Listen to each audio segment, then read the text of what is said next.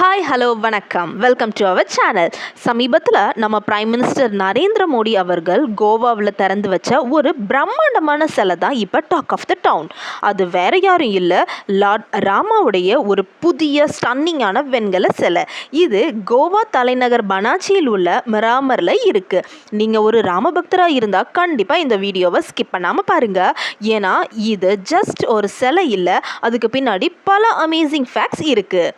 முதல்ல இந்த சிலையை பற்றி சில குயிக் ஃபேக்ட்ஸ் பார்த்துடலாம். இந்த சிலை உண்மையிலேயே ஒரு மாஸ்டர் பீஸ். இதனுடைய உயரம் எவ்வளவு தெரியுமா? கிட்டத்தட்ட 9.2 அடி. இதனுடைய எடை 1500 கிலோக்கும் மேலே. Think about it, more then 1.5 tons of bronze. சிலை வச்சிருக்கிற பீடத்தில் நாட்டின் பல புண்ணிய நதிகளின் ஹோலி வாட்டரும் பல ஸ்டேட்களில் இருந்து எடுத்துட்டு வந்த மண்ணும் வைக்கப்பட்டிருக்கு. That's a true simple of national unity. இந்த சிலை லார்ட் ராமாவுடைய யூத்ஃபுல் ஃபார்மை காட்டுது. அந்த முகத்தில் ஒரு டிவைன் செரினிட்டி, அதாவது தெய்வீக அமைதி இருக்குது. ஒரு ராஜாவுக்குரிய கம்பீரமும் அதே சமயம் சாமானிய மக்களை நேசிக்கிற ஒரு லீடருடைய பார்வையும் கலந்துருக்கு. ரொம்ப முக்கியமான விஷயம் என்னன்னா, அவருடைய கழுத்தில் அழகிய தாமரை மலர்களால் ஆன மாலை அணிவிக்கப்பட்டிருக்குது. இது அவருடைய தூய்மையையும் தெய்வீகத்தையும் இன்னும் என்ஹான்ஸ் பண்ணி காட்டுது. வலது கையில் ஒரு கோல்டன் பவன் ஆரோவை தாங்கி அவர் நிற்கும் கோலம் உண்மையிலேயே பார்க்க தெவிட்டாத ஒரு ஸ்டன்னிங் போஸ். ஒரு கலை படைப்பின் பின்னால் ஒரு கலைஞன் இருப்பார் இல்லையா? இந்த சிலையை வடிவமைச்சது யாருன்னு தெரிஞ்சா ஆச்சரியப்படுவீங்க. பத்ம விபூஷன் விருது பெற்ற மாபெரும் சிற்பி ஸ்ரீ ராம் சுதார் மற்றும் அவருடைய மகன் அனில் சுதார் தான் இந்த சிலைக்கு உயிர் கொடுத்திருக்காங்க.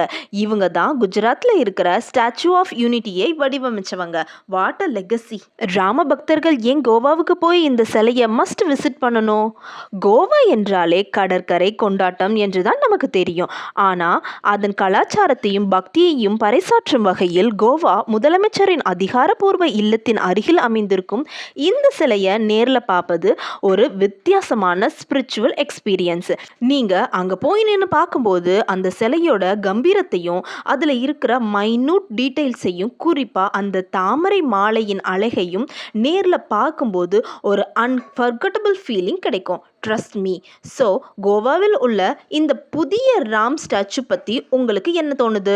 இது அமேசிங்காக இருக்கா இல்லையா?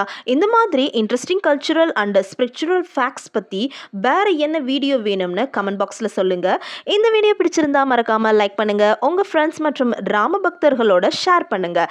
அண்ட் எங்கள் சேனலை சப்ஸ்கிரைப் பண்ண மறந்துடாதீங்க.